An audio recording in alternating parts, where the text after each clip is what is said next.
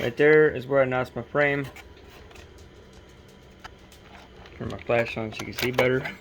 Don't mind the redneck engineering. I was going to have the engine, or motor I mean, upside down. And then it's going to be fitting right inside the frame. But it still had the weird angle where the drive shaft was going to rob and pin. So I can't use that idea. This is made for like the 6x6s or the C channel frames. The 6x6s, the B1, like these ones here, not these C. That works too.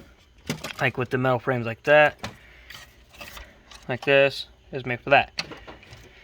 So now I know that. Maybe later on I might upgrade my frame later on or something. Don't know yet. But we'll see what happens.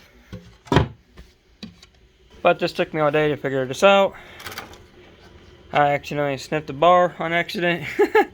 And it made my suspension downwards. So like, it kind of still is. Like somehow the back end's still higher. I don't know, maybe I had the axle on backwards. I don't know. I kind of like the rake. Tires when I hit. Might have to buy a new servo for this. Because I don't know what servo is good for the 60 amp. I think that's a 60 amp brushed ESC with the 550 motor. Is brushed as well. Redcat. Out of my redcat Volcano EPX. And then this regular channel. And then you put battery in there. That's why I got this, so I can hold it down in place. So far, I get to test it out and see if it works. So I made a little bit, a little piece of wood. You can see right there, about that thick or thin too as well, and thick. So I can sit back on there, because I was gonna have it, but as you can tell, the motor is slightly under or above this. Nothing smoking. I have steering now. I wonder if I could turn the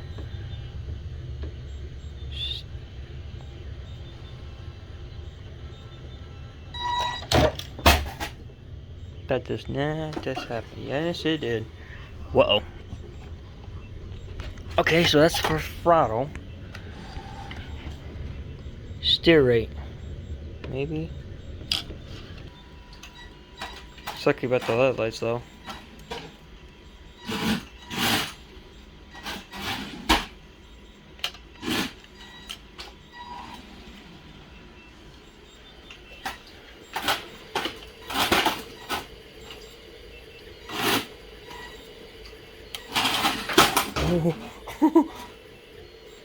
This is hard to do with one hand. Whoops.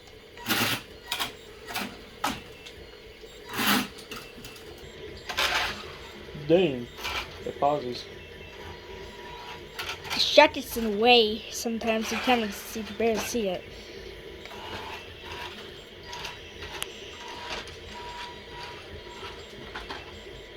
Just don't hit my feet.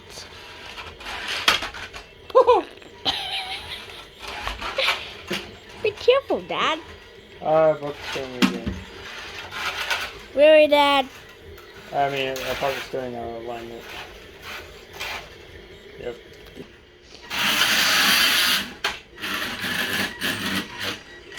Look at this, is a rear dead. I'm good at holding the camera.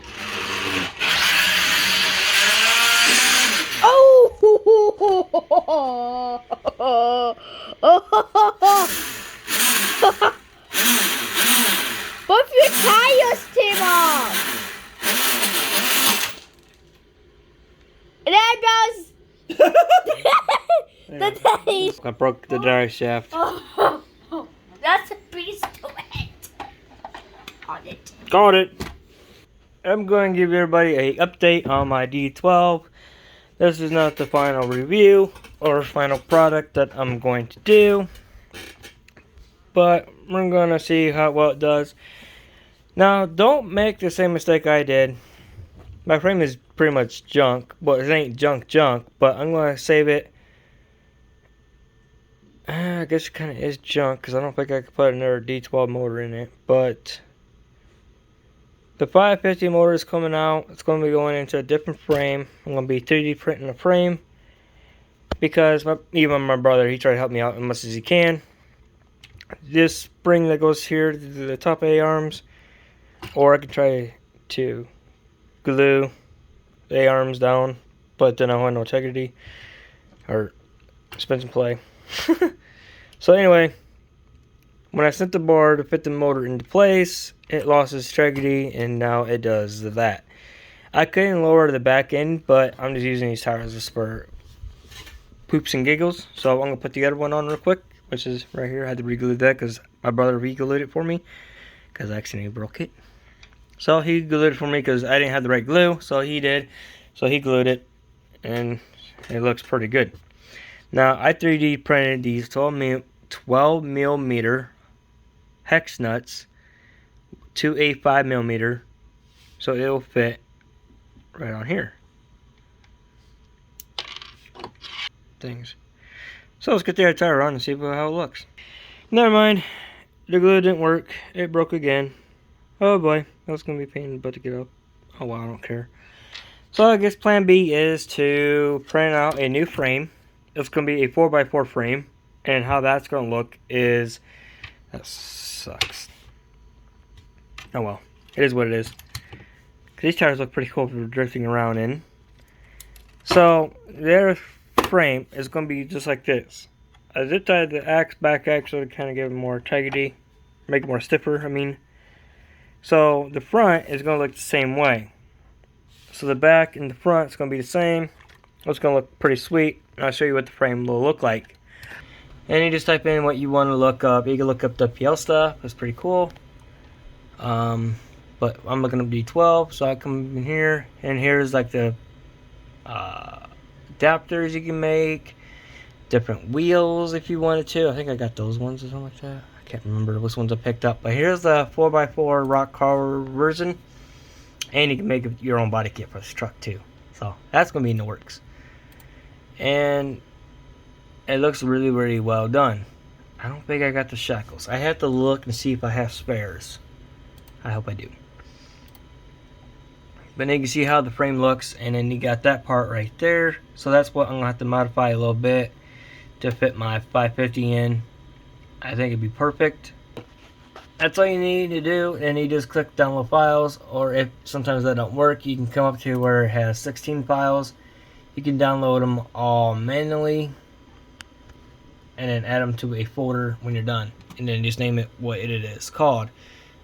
And all you have to do is trim out this piece right here, and that's it. That's all you gotta do. Now my lights don't work anyway, so now I don't have to worry about cutting this out. All I have to do is pretty much cut notches there and a little bit right here for the servo, and I think that's about it.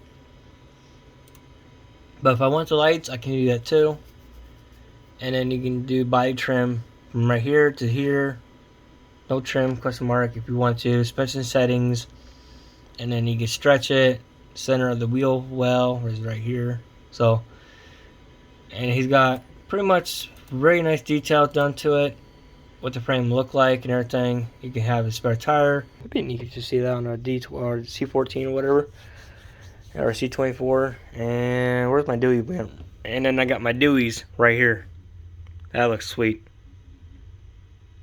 And these are 3D printed as well. And now they're super glued too on here. So awesome job. I just need 4 more. So that's gonna be fun. Thanks for watching. See y'all later.